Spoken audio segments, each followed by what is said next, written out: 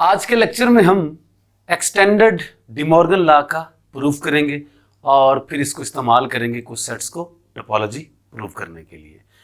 तो extended De Morgan law क्या है ये जानने से पहले हमें ये जहन में लाना है कि डिमॉर्गन लॉ क्या था। आप जानते हैं डिमॉर्गन लॉ के बारे में, अगर आपके पास दो सेट्स हैं ए बी, दोनों एक्स के सबसेट्स हैं, एक्स सुपर सेट है ए और बी का, तो ए इंटरसेक्शन बी का जो कॉम्प्लीमेंट है वो ए कॉम्प्लीमेंट यूनियन बी कॉम्प्लीमेंट के बराबर होता है, और इसी तरह ए यूनियन बी का जो कॉम्प्लीमेंट है वो उन दोनों सेट्स के इंडिविजुअल कॉम्प्लीमेंट्स के इंटरसेक्शन के बराबर होता है। आपने इस डिमॉर्गन लॉ का proof with the help of Venn diagram भी किया हुआ है और ट्रुथ टेबल बनाकर भी किया हुआ है। ये दोनों तरीकों से प्रूफ हो जाता है। लोअर क्लासेस में हमने ये प्रूफ किया हुआ है। मैं यहाँ पर इसको प्रूफ इन मेथड से करवाने नहीं जा रहा। मैं ये बताने जा रहा हूं कि डिमॉर्गन लॉज को एक्सटेंड किया जा सकता है फाइनाइटली मेनी सेट्स के लिए, ठीक है जी। और अगर आपने दो के लिए प्रूफ कर लिया हुआ है तो फाइनाइटली मेनी के लिए प्रूफ आप with the help of mathematical induction भी प्रूफ कर सकते हैं। फाइनाइटली मेनी सेट्स के लिए डिमॉर्गन लॉ क्या बनता है, a1 से लेकर an तक आपके पास सबसेट्स हैं x के, तो अब बजाय हम इसके a1 union a2 union a3 up to so on union an लिखें, हम union k from 1 to n a k का कॉम्प्लीमेंट लिखेंगे और ये क्या बन जाएगा राइट साइड पे, ये यूनियन इंटरसेक्शन बन जाएगा और ए केस के कॉम्प्लीमेंट्स आ जाएंगे यहाँ पर, राइट जी। और इस तरह अगर ए केस का इंटरसेक्शन है उसका कॉम्प्लीमेंट बराबर होगा ए केस के कॉम्प्लीमेंट के यूनियन के, ठीक है। एंड दिस इज फ्रॉम के फ्रॉम 1 टू n जी। और ये बात मैं आपको बता चुका हूं कि अगर आपने दो सेट्स के लिए ये प्रूफ कर लिया हुआ है डिमॉर्गन लॉ, तो फिर फाइनाइटली मेनी के लिए आप with the help of mathematical induction proof कर सकते हैं। लेकिन यहां पर हम एक्सटेंडेड डिमॉर्गन लॉ की बात कर रहे हैं। मतलब मैं ये कहना चाह रहा हूं कि ये जो डिमॉर्गन लॉ है ये दो सेट्स के लिए तो क्या, फाइनाइटली मेनी सेट्स के लिए तो क्या, ये किसी भी नंबर ऑफ सेट्स के लिए वैलिड है। अब किसी भी नंबर ऑफ सेट्स के लिए क्या क्या मतलब है, मतलब अगर आपके पास एक कलेक्शन है omega A alpha are subset of X, alpha belongs to I और आई यहां पर है इंडेक्सिंग सेट। अब आई के अंदर कितने एलिमेंट्स हो सकते हैं इस बात का हमें पता ही नहीं है। हो सकता है कि अंदर कोई भी एलिमेंट ना हो सकता है कि अंदर दो एलिमेंट्स हो सकता है फाइनाइटली मैनी एलिमेंट्स हो सकता है आई के अंदर इनफाइनाइटली मैनी एलिमेंट्स हो, और इनफाइनाइटली मैनी के केस में वो काउंटेबली मैनी भी हो सकते हैं और अनकाउंटेबली मैनी भी एलिमेंट्स यानी सेट्स इसके अंदर हो सकते हैं कलेक्शन ओमेगा के अंदर, राइट जी। तो हर हाल में उन तमाम के लिए इतने सेट्स आपके पास ओमेगा कलेक्शन के अंदर मौजूद हैं, उन तमाम के लिए आपका डिमॉर्गन लॉ ये होल्ड करता है, ठीक है जी। यहां पर आपको just k from 1 to n से लेकर की बजाय अल्फा फ्रॉम i लिख देना है, ठीक है जी। i क्या है, इंडेक्सिंग सेट। अब जितने एलिमेंट्स इंडेक्सिंग सेट में मौजूद हैं उतने ही ये ओमेगा में सेट्स मौजूद हैं, और उतने ही सेट्स का यहाँ पर क्या लिया जा रहा है फिर यूनियन, और यूनियन का कॉम्प्लीमेंट लेके हमने प्रूव करना है कि वो कॉम्प्लीमेंट्स के इंटरसेक्शन के बराबर है, और इस तरह ये नीचे वाला। अब रही बात इसकी प्रूफ की, तो प्रूफ आप एक पार्ट में इसका करवा देता हूं और दूसरा पार्ट आप इसको खुद प्रूफ कर सकते हैं जैसे मैंने पहला पार्ट करवाया होगा, राइट जी। तो पहले पार्ट का प्रूफ करते हैं। हमने union alpha belongs to I A alpha का कॉम्प्लीमेंट प्रूव करना है, बराबर होता है ए अल्फाज के कॉम्प्लीमेंट्स के इंटरसेक्शन के, और अल्फा रन करेगा ओवर आई, यानी जितने आई के अंदर एलिमेंट्स होंगे उतने ही सेटों का हम डिमॉर्गन लॉ प्रूव करने जा रहे हैं। तो चलिए सर प्रूव करते हैं। अब इसको प्रूव करने के लिए हम ये प्रूव करने जा रहे हैं पहले वाला। इसको प्रूव करने के लिए हम सबसे पहले दो केस बनाएंगे, केस 1।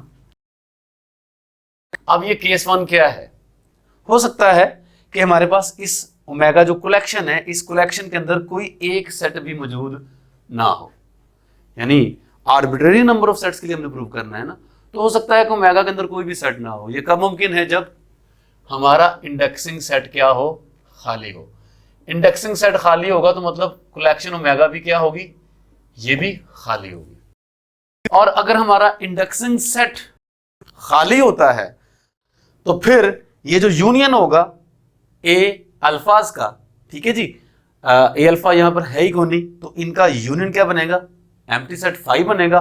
और फाइव का जो कॉम्प्लीमेंट बनेगा वो क्या बनेगा, x, राइट जी। इस तरह राइट साइड पर हमारे पास कोई सेट है ही नहीं, तो डेफिनेटली सेटों का कॉम्प्लीमेंट भी नहीं होगा, यानी ये वाले सेट्स मौजूद ही नहीं है, यानी कलेक्शन अगेन एम्प्टी है। और अगर कलेक्शन एम्प्टी है तो फिर एम्प्टी कलेक्शन की इंटरसेक्शन क्या होगी, x। ये हमने टोपोलॉजी के लेक्चर 0 में पढ़ लिया हुआ था, प्रूव कर लिया हुआ था इन बातों को। तो इधर भी x और इधर भी x, यानी ये बात प्रूव हो गई। ठीक है जी, तो उसको लिखना है बस हमने। तो क्या करेंगे जनाब, union alpha belongs to I, A alpha empty होगा, और यूं इस एम्प्टी सेट का जो कॉम्प्लीमेंट होगा वो बन जाएगा x, राइट जी। This is the left hand side. Also अब इंटरसेक्शन लेंगे, alpha belongs to I, A alpha complement, ये आई एम्प्टी है, कलेक्शन एम्प्टी है, तो इन सेटों का इंटरसेक्शन x हमने ये प्रूव कर दिया हुआ था।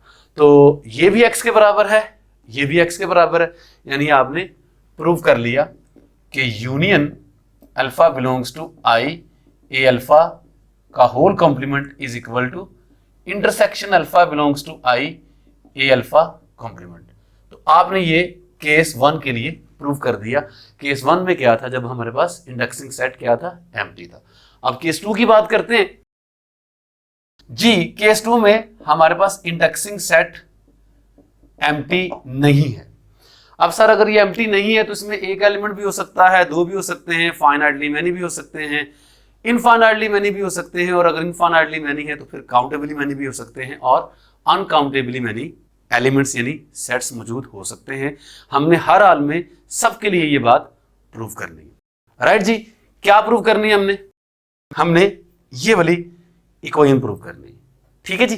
तो इसको प्रूव करने के लिए मैं लेट कर लेता हूं कि इस सेट के अंदर मौजूद है एक एलिमेंट x, और उस x एलिमेंट को पहुंचा दूंगा फिर मैं इस सेट में, तो फिर यूं ये वाला सेट इस सेट का क्या प्रूव हो जाएगा, सबसेट।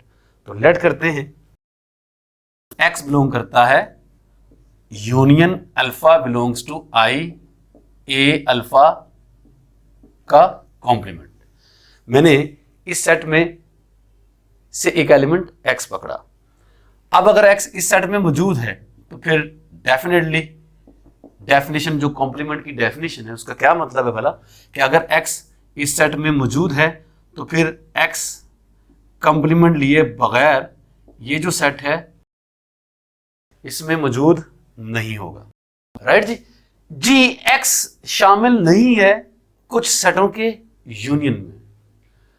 अब एक एलिमेंट यूनियन में शामिल कब होता है, जब वो एलिमेंट सेटों में से मौजूद कम से कम एक सेट में शामिल हो। कब नहीं होगा यूनियन में शामिल, जब वो एलिमेंट जिन सेटों का यूनियन लिए जा रहे हैं हम, उन सेटों में मौजूद किसी भी सेट में x शामिल ना हो। तो अगर x यूनियन में शामिल नहीं है तो इसका मतलब यह है कि x फिर शामिल नहीं है ए अल्फा में, for all alpha belongs to आई।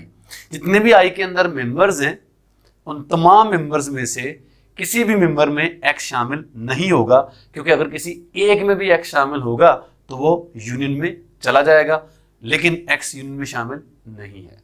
तो अगर x शामिल नहीं है ए अल्फा में तो यकीनन फिर x शामिल होगा ए अल्फा के कॉम्प्लीमेंट में, और ये तमाम आई के अंदर जो मौजूद एलिमेंट्स हैं उनके लिए ए अल्फा के कॉम्प्लीमेंट में x शामिल होगा, तमाम ए अल्फाज के लिए यानी कि जी। तो अगर x शामिल है ए अल्फाज के कॉम्प्लीमेंट में for all alpha belongs to I के लिए, तो फिर इसका मतलब ये है कि x शामिल होगा इन तमाम सेटों के इंटरसेक्शन में भी, है ना।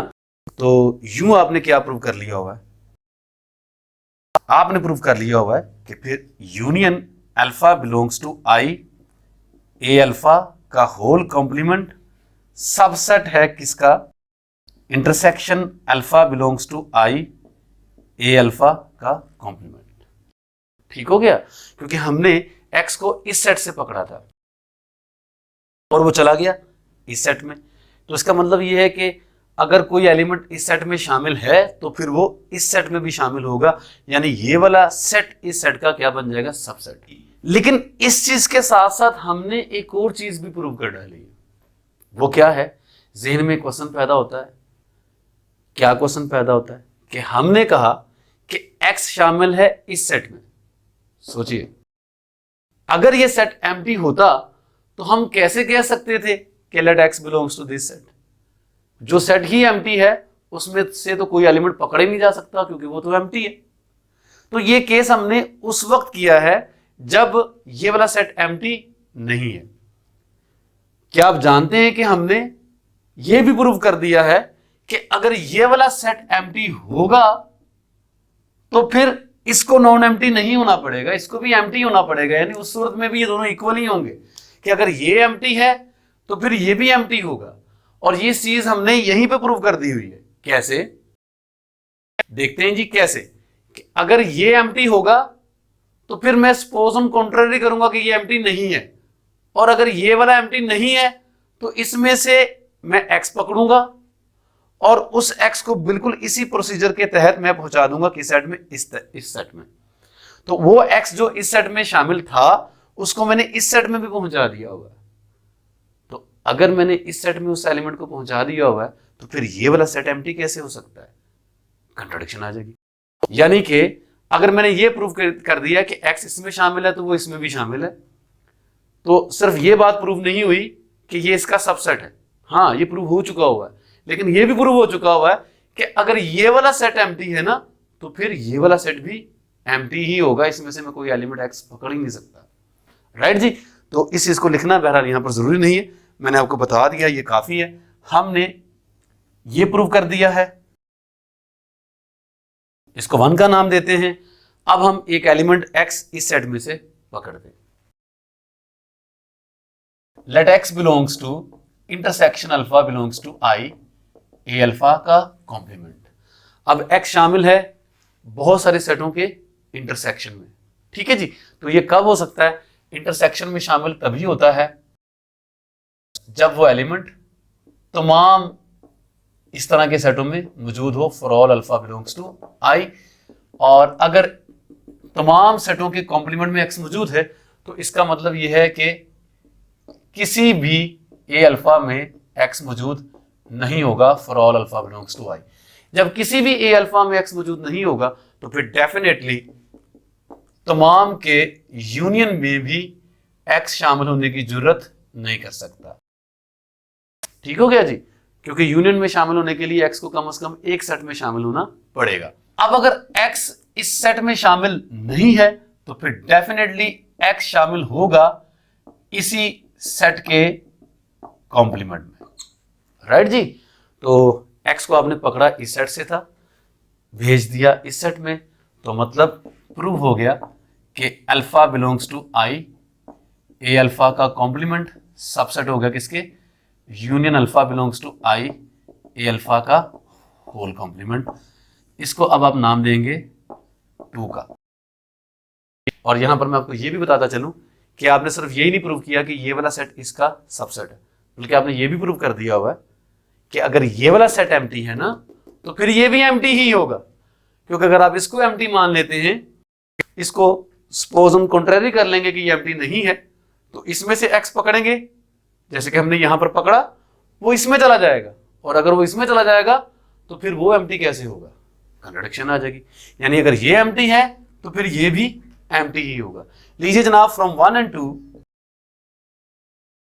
आपने प्रूव कर दिया कि union alpha belongs to i, a alpha का होल कॉम्प्लीमेंट बराबर है intersection alpha belongs to i, a alpha का कॉम्प्लीमेंट।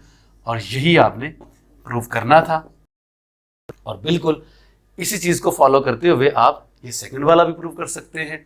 ये हमने क्या कर दिया? ये हमने extended De Morgan law prove कर दिया कि जो डी मॉर्गन लॉ है दरअसल 2 सेटों के लिए नहीं, ये किसी भी नंबर ऑफ सेट्स यानी तादाद आर्बिट्रेरी कर लें सेटों की तादाद की, तो उन तमाम सेटों के लिए ये वैलिड है, चाहे वो सेट्स तादाद में फाइनाइट हो, चाहे वो इनफाइनाइटली मैनी हो। और अगर वो इनफाइनाइटली मैनी हो तो फिर वो काउंटेबली मैनी हो या अनकाउंटेबली मैनी हो, या हो सकता है कि कोई भी सेट ना हो। हर हाल में हमने डी मॉर्गन लॉ की एग्जिस्टेंस को शो कर दिया। डिमॉर्गन लॉज की तरह हमारे पास एक और इक्वालिटी है सेट्स के लिए कि अगर आपके पास दो सेट्स हैं ए और बी, एक्स के जो सबसेट्स हैं, तो ए माइनस बी, ये डिफरेंस है जी ए और बी का, ठीक है जी। डिफरेंस का मतलब क्या होता है, इस बात का आपको पता है कि वो एलिमेंट्स लेने ए के जो कि बी में मौजूद नहीं है, राइट जी। तो ए माइनस बी हमेशा बराबर लिखा जा सकता है ए इंटरसेक्शन बी का कॉम्प्लीमेंट। और इसको प्रूफ मैं नहीं करवा रहा क्योंकि आपने प्रूफ छोटी क्लासेस में किया हुआ है जी। कैसे कर सकते हैं प्रूफ, आपने इसको वेन डायग्राम के जरिए भी प्रूफ किया हुआ है और ट्रूथ टेबल बनाकर भी इसको प्रूफ किया हुआ है छोटी क्लासेस में।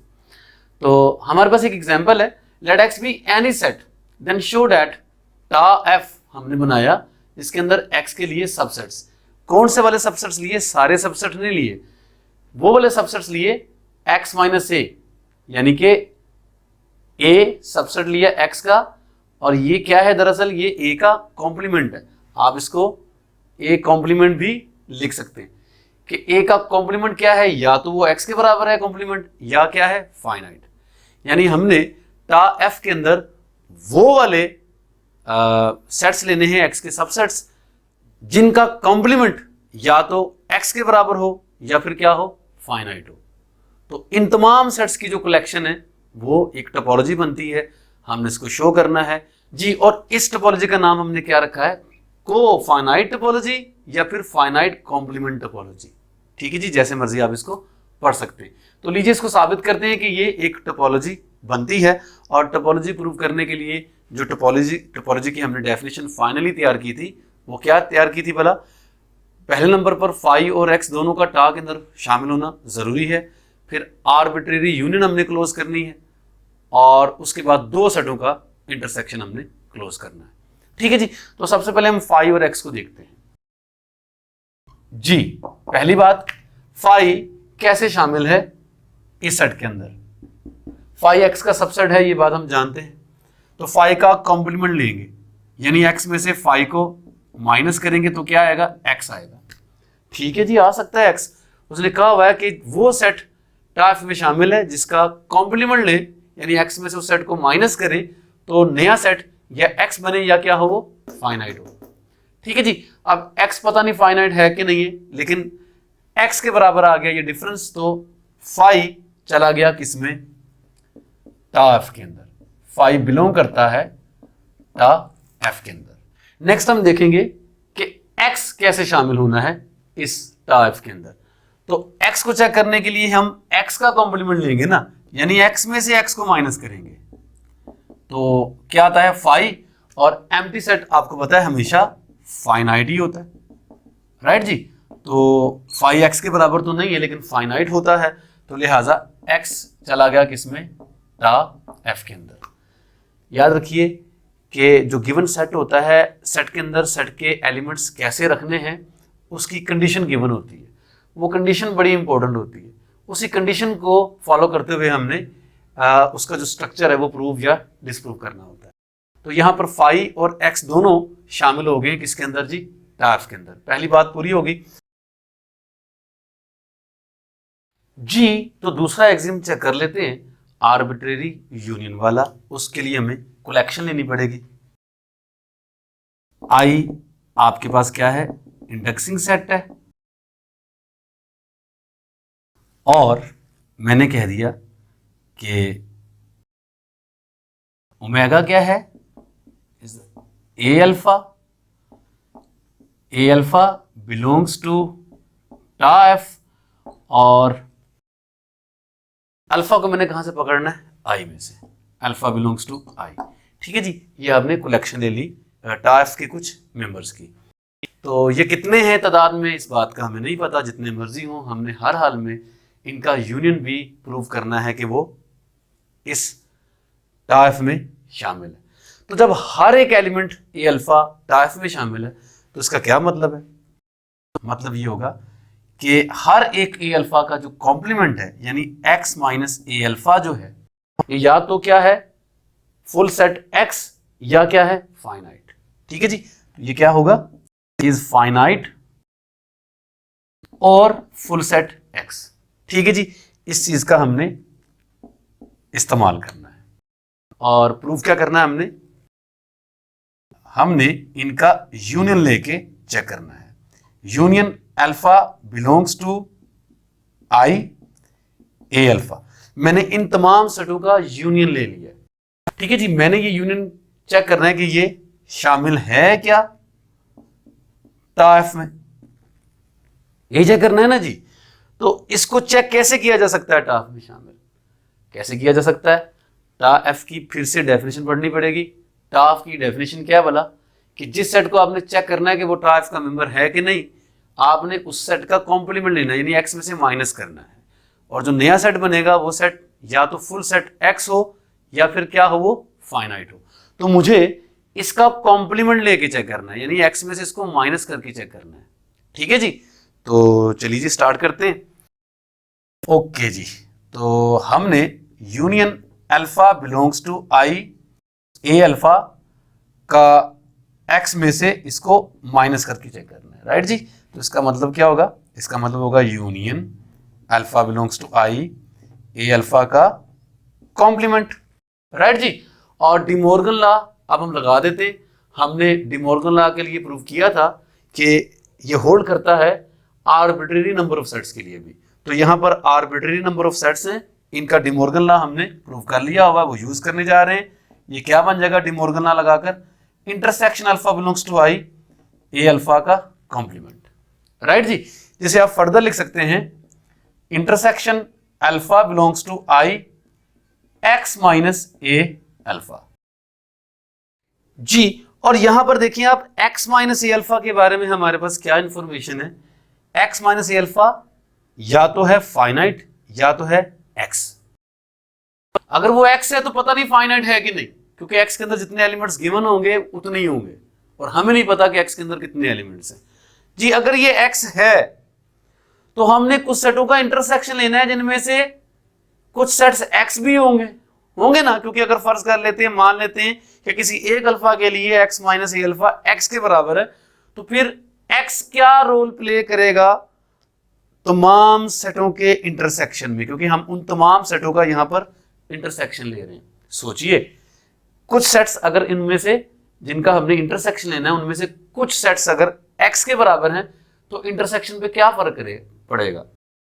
x का किसी भी अपने सबसेट से इंटरसेक्शन ले लिया जाए तो वही सबसेट ही रहता है।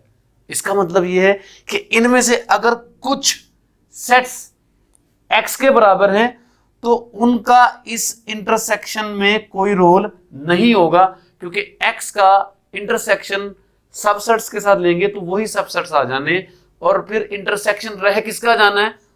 जो सेट्स x के बराबर नहीं है उनका इंटरसेक्शन रह जाना है।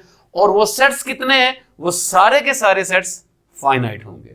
और हमें पता है कि फाइनाइटली मेनी सेट्स का जो इंटरसेक्शन होगा that is again a finite set. क्या ख्याल है? यानी असूली तौर पर यहां पर दो केसेस बनते हैं। पहला केस जब हर एक ए अल्फा यानी x minus A alpha x के बराबर होगा। जब हर एक x के बराबर होगा तो फिर ये जो इंटरसेक्शन होगा ये भी x के बराबर ही बन जाना ना सर, चलेगा, क्योंकि x हमने साबित कर दिया हुआ है कि वो टा एफ का मेंबर है, तो x टा एफ में चला जाएगा। और दूसरा केस क्या होगा? अगर कोई एक सेट भी ऐसा मिल गया ए अल्फा कि x minus A alpha x के बराबर नहीं है, फाइनाइट है, तो बाकी सारे के सारे x माइनस ए अल्फा क्या होंगे? x के बराबर होंगे और उनका इस इंटरसेक्शन पे रोल कोई होगा ही नहीं। तो मतलब सिर्फ वही एक ही सेट बचेगा x माइनस ए अल्फा जो कि फाइनाइट होगा और यूं वो इंटरसेक्शन के तौर पर भी क्या बन जाएगा? फाइनाइट सेट ही बन जाएगा।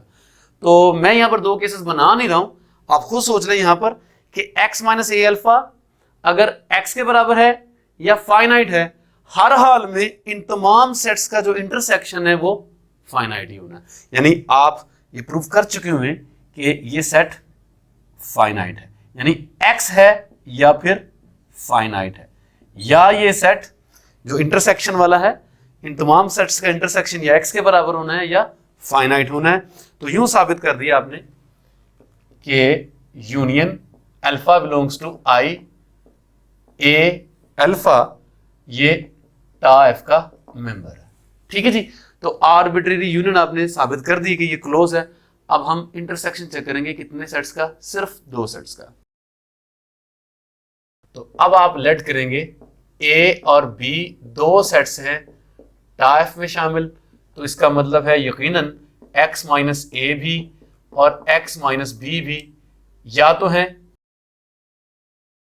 फाइनाइट या है फुल सेट x के बराबर, राइट जी।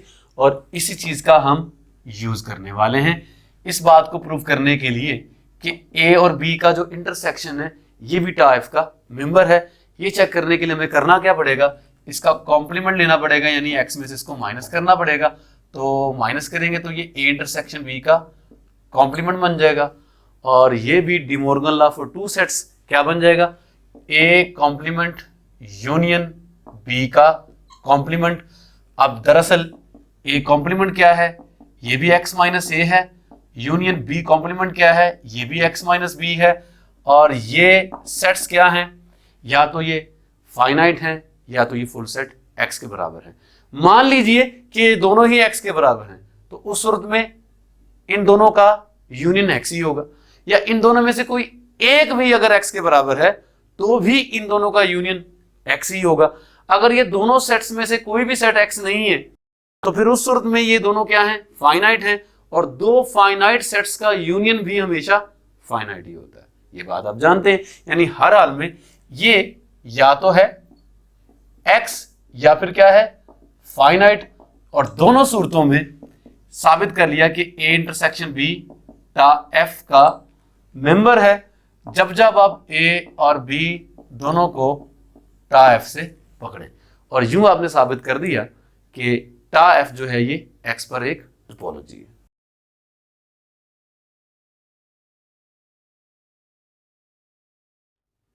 जी नेक्स्ट हमारे पास रिजल्ट है कि let x be any set then show that tau c is equal to a subset of x minus a is either x और काउंटेबल। आप देख सकते हैं कि यहां पर काउंटेबल वर्ड यूज किया गया हुआ है, वहां पर फाइनाइट का वर्ड था, तो फाइनाइट की जगह यहां पर हमने काउंटेबल का वर्ड यूज किया होगा। बाकी ये सारा प्रूफ सेम होगा, ठीक है जी। और यहां पर चूंकि प्रूफ सेम है इसलिए मैंने यहां पर ना तो थ्योरम लिखा है ना ही एग्जाम्पल लिखा है, मैंने एक्सरसाइज लिखा है। और एक्सरसाइज का मतलब आप जानते हैं, मशक को कहते हैं, यानी जो आपने खुद करनी है। तो यहां पर इस टोपोलॉजी का भी स्पेशल नाम है, एक्चुअली f वहां पर जो लिखा था वो फाइनाइट से था, और यहां पर जो c लिखा है ये काउंटेबल से है, ठीक है जी, क्योंकि यहां पर हम काउंटेबल सेट की बात कर रहे हैं। इस टोपोलॉजी का नाम हमने को काउंटेबल या फिर काउंटेबल कॉम्प्लीमेंट टोपोलॉजी रखा है, ठीक है, ये बात आप याद रखेंगे।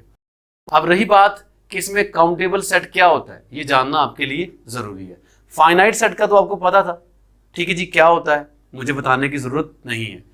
ये काउंटेबल सेट क्या होता है, काउंटेबल सेट के बारे में आप जान लीजिए कि वो सेट जो या तो फाइनाइट हो या फिर set of natural number n के इक्विवेलेंट हो, काउंटेबल कहलाता है। या यूं कह लें कि वो सेट जो फाइनाइट है या ड्यून्यूमरेबल है वो काउंटेबल कहलाता है। लेकिन ये जो डेफिनेशन है तो बेसिक यही डेफिनेशन जो फॉर्मल डेफिनेशन है, लेकिन इसकी एक अनफॉर्मल डेफिनेशन भी है काउंटेबल सेट की। क्या? ये कि ऐसा सेट जिसको आप टेबुलर फॉर्म में लिख सकते हैं, चाहे फाइनाइट हो, यकीनन फाइनाइट सेट, कोई भी फाइनाइट सेट ले लें वो टेबुलर फॉर्म में लिखा जा सकता है, ठीक है जी। तो हर फाइनाइट सेट काउंटेबल हो जाएगा। लेकिन अगर वो इन्फिनिट है तो इन्फिनिट सेट की वो कौन सी वाली कैटेगरी हो, अनकाउंटेबल नहीं हो, यानी उसके अंदर अनकाउंटेबली मैनी एलिमेंट्स ना हो, काउंटेबली मैनी हो। यानी हर हाल में आप ये कह सकते हैं कि एक ऐसा सेट जिसको आप लिस्ट की फॉर्म में लिख सकते हैं, ठीक है, चाहे फाइनाइट हो चाहे वो इन्फिनिट हो, लेकिन उसकी लिस्ट बन जाए, टेबुलर फॉर्म बन जाए, ठीक है जी। तो ये बात आपके लिए जानना जरूरी है कि दो अगर आप काउंटेबल सेट्स पकड़ें तो उनका यूनियन भी काउंटेबल ही होगा। लेकिन यह बात आप इनफाइनाइटली मैनी काउंटेबल सेट्स के लिए नहीं कह सकते। इन जनरल आप इनफाइनाइटली मैनी काउंटेबल सेट्स का इंटरसेक्शन बनाएंगे तो वो काउंटेबल ही रहेगा, लेकिन अगर आप यूनियन बनाएंगे तो सम टाइम वो काउंटेबल बन जाएगा और सम टाइम वो काउंटेबल नहीं रहेगा। ठीक है जी। तो हमने यहाँ पर इन चीज़ों को यूटिलाइज कैसे करना है करेंगे तो आप इसका प्रूफ खुद ही, लेकिन इसमें आपको जिस चीज़ की ज़रूरत पड़ेगी, ये पहला इसका पार्ट इजीली हो जाएगा। दूसरे पार्ट में जब आप कलेक्शन पकड़ेंगे, ठीक है जी, टा सी के एलिमेंट्स के लिए, तो वहाँ पर x माइनस ए सी जो होगा वो या तो काउंटेबल होगा या फिर x के बराबर होगा, राइट जी।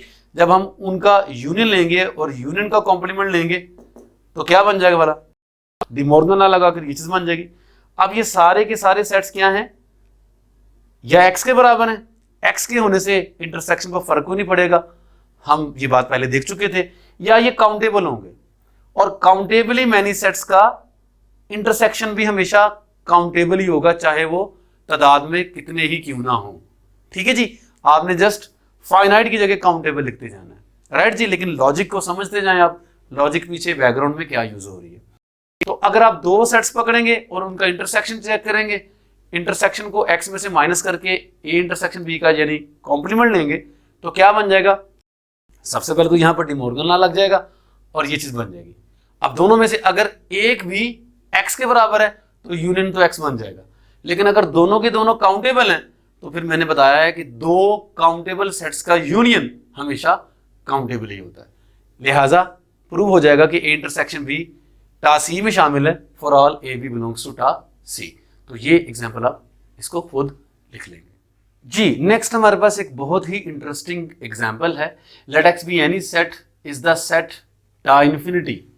इसमें हमने टा इन्फिनिटी रखा है नाम इसका, ए सबसेट एक्स का, X minus A is phi और एक्स और इन्फिनिट।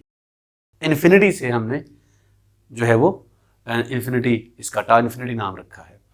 टा एफ के अंदर क्या था भला, वो सेट्स लेने थे हमने एक्स के जिनका कॉम्प्लीमेंट या एक्स के बराबर था या फिर फाइनाइट था, वो टोपोलॉजी बन गई थी।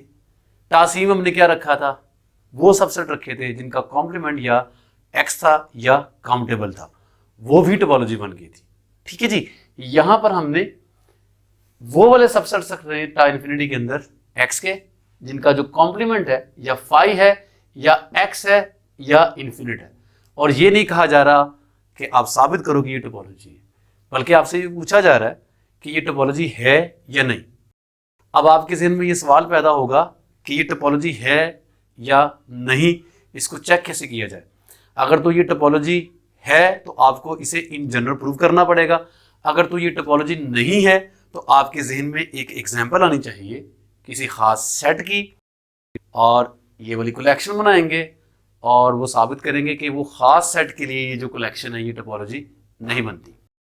आमतौर पर ऐसा काम ज्यादा मुश्किल होता है, काउंटर एग्जाम्पल्स जब तलाश की जाती हैं तो वो ज्यादा मुश्किल काम होता है, और इस टाइप की प्रॉब्लम अगर आपको पेपर में आ जाती है ये आपके लिए ज्यादा मुश्किल प्रॉब्लम होती है, क्योंकि आपसे कह दिया जाए कि ये चीज प्रूफ करो तो मतलब वो प्रूफ करनी है आपने, वो गलत नहीं है, आपने उसे हर हाल में प्रूफ करना है। ठीक है, आपसे अगर पूछा जाए कि बल्कि अगर आपसे कहा जाए कि साबित करो ये टोपोलॉजी नहीं है, तो फिर भी आपको यकीन है कि ये टोपोलॉजी नहीं है, कि आपको ढूंढनी है एक काउंटर एग्जांपल जिस पर उस टोपोलॉजी की कोई एक्सिम उसका फेल हो जाए। लेकिन आपसे जब पूछा जाए कि भाई चेक करो ये टोपोलॉजी है कि नहीं, तो फिर काम आपका बढ़ जाता है। प्रूफ करना है तो इन जनरल प्रूफ करना है, अगर आप इन जनरल प्रूफ करने बैठेंगे तो आपको कुछ मुश्किलात का सामना करना पड़ेगा। उन मुश्किलात को ऑब्जर्व करते हुए आपके जहन में ये आइडिया आ सकता है कि ये टोपोलॉजी शायद नहीं है, और अगर शायद नहीं है ये टोपोलॉजी तो फिर जिस किस्म की आपको मुश्किलात का सामना करना पड़ रहा होता है उस किस्म की मुश्किलात से फायदा उठाते हुए आपने कोई ऐसी काउंटर एग्जांपल यानी ऐसा सेट ढूंढना है, और उसके लिए एक ऐसी मतलब इस तरह की टोपोलॉजी आपने ये बना लेना है, ये कलेक्शन बना लेनी है किसी खास सेट के लिए जिसमें आपको वो प्रॉपर्टी जो है वो फेल होती हुई नजर आ रही होती है। तो ये काम आसान काम नहीं होता, हम लेक्चर पढ़ाते हुए यहाँ पर ये काम करने के लिए नहीं आते, हमने ये जो काम है ये पहले से ही ढूंढा होता है और आसानी के साथ यहाँ पर आपको बता देते हैं। जी हाँ, ये टोपोलॉजी नहीं है और उसके लिए हमें एक काउंटर एग्जाम्पल चाहिए। काउंटर एग्जाम्पल के लिए मैंने सोचा कि set of natural number n is the suitable example. तो हम लिखने जा रहे हैं यहां पर take x is equal to n। अब इसके लिए मैं यही वाली कलेक्शन तैयार करता हूं, तो ये कलेक्शन क्या बन जाएगी, tau infinity is equal to a is a subset of n such that n minus a is either phi x या फिर क्या है, इन्फिनिट। तो सबसे पहले हम ये देखते हैं कि क्या फाई इस सेट के अंदर शामिल है कि नहीं।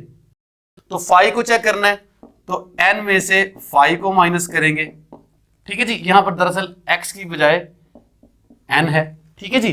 तो n माइनस फाई n बनता है, और n अगर आ चुका है तो ये ओपन है, मतलब आपने प्रूव कर लिया कि जो फाई है ये टा इन्फिनिटी में शामिल है, राइट जी। तो उसके बाद आप x को देखेंगे, x इस वक्त n है, तो n में से n को माइनस करेंगे तो फाई आ जाएगा।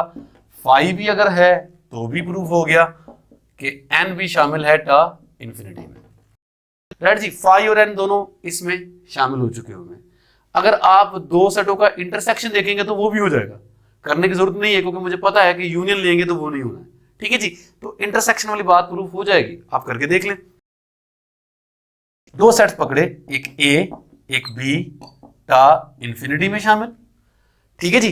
तो अब अगर A और B टा इन्फिनिटी में शामिल है, तो टा इन्फिनिटी की डेफिनेशन के मुताबिक क्या है, x माइनस A और x माइनस B, ये जो सेट्स हैं ये या तो फाई हैं, मतलब x की जगह क्या है दरअसल n है, तो ये सेट्स या फाई हैं या n है या फिर क्या है, इन्फिनिट, राइट जी। तो आप चेक कर सकते हैं इसको, इंटरसेक्शन लेंगे तो A इंटरसेक्शन B को चेक करना है कि टा इन्फिनिटी शामिल है कि नहीं।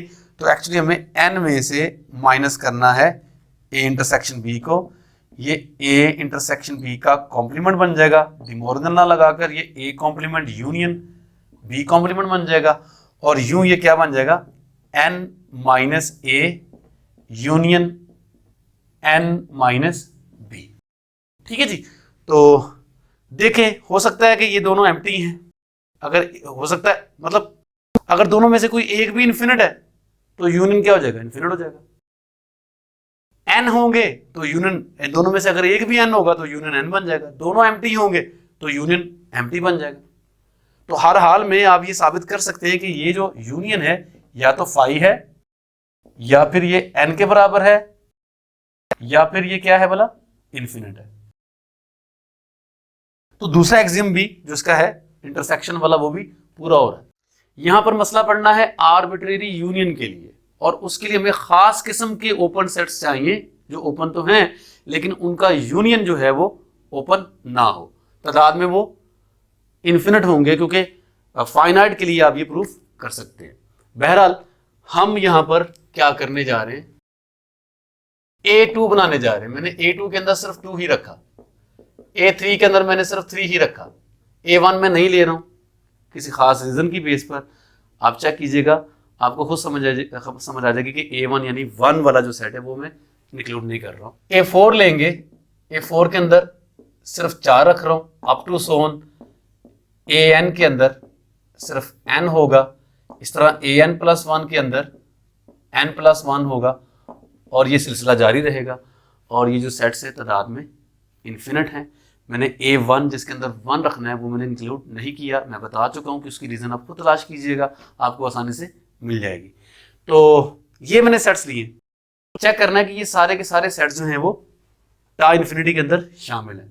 टा इन्फिनिटी के अंदर शामिल कब होंगे, जब इन तमाम सेट्स का जो कॉम्प्लीमेंट है वो या तो फाई हो या n हो या फिर क्या हो, इन्फिनिट हो।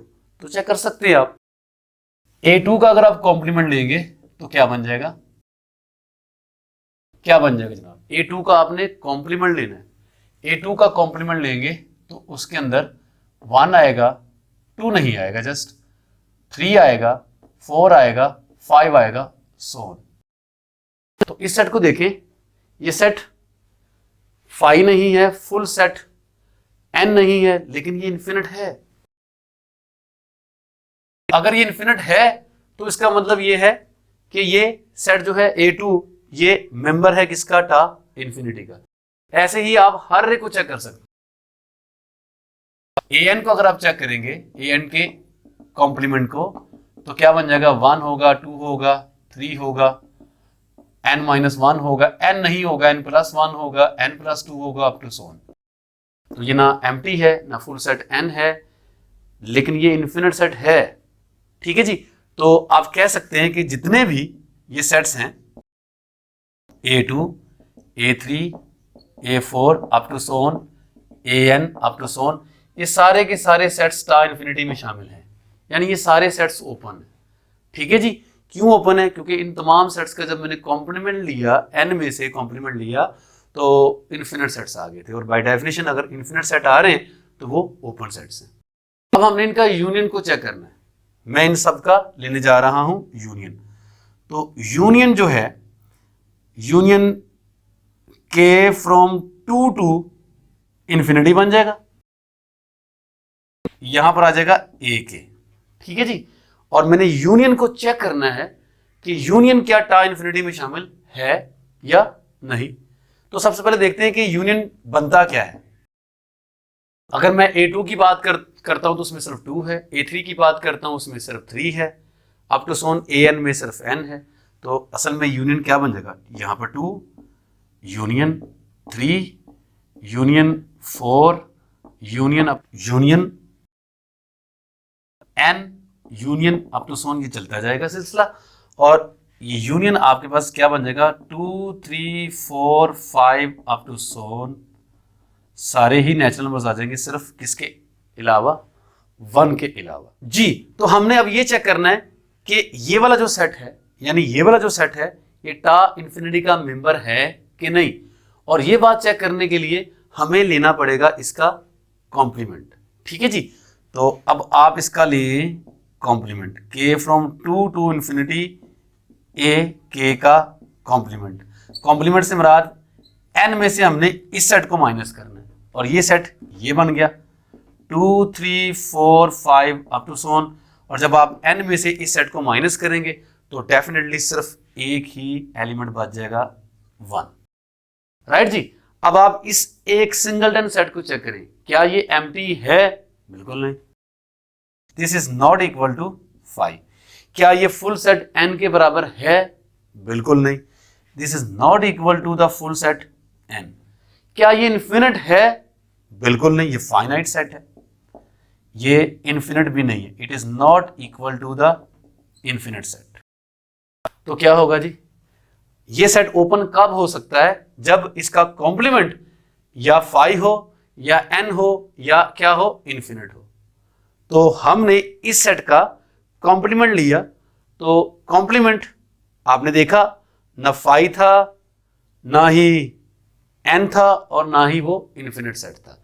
तो इसका मतलब ये है कि ये k from 2 to infinity AK जो है ये टा इन्फिनिटी में शामिल नहीं है, जबकि जितने भी A2 से लेकर A इन्फिनिटी तक जितने भी सेट्स थे ये सारे के सारे ओपन थे, यानी टा इन्फिनिटी में शामिल थे। तो यूं हमने देखा कि टा इन्फिनिटी में से कुछ इनफाइनाइटली मेनी सेट्स का जो यूनियन है वो शामिल नहीं है टा इन्फिनिटी में दोबारा। तो यूं ये टोपोलॉजी नहीं बनती।